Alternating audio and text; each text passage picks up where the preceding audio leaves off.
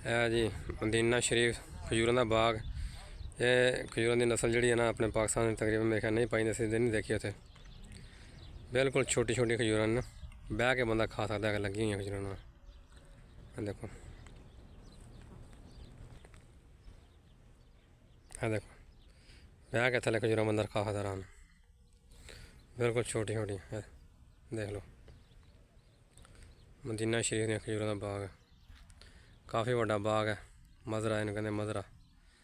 और दुनिया मजरा तो आखिरा दुनिया आखिरत की खेती है ना, जिस कहने अरबी च असीं कहने डेरा, ये लोग कहते हैं मजरा।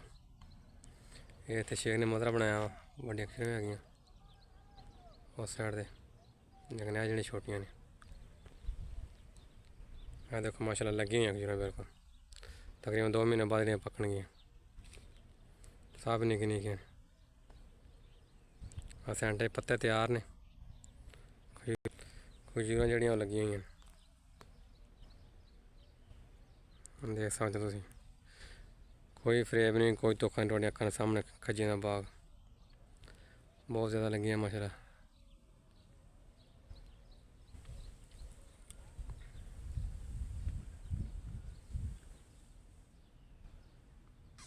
बिल्कुल छोटी छोटियां बह के बंदा लम्हे पै के खा सकदा आराम नाल।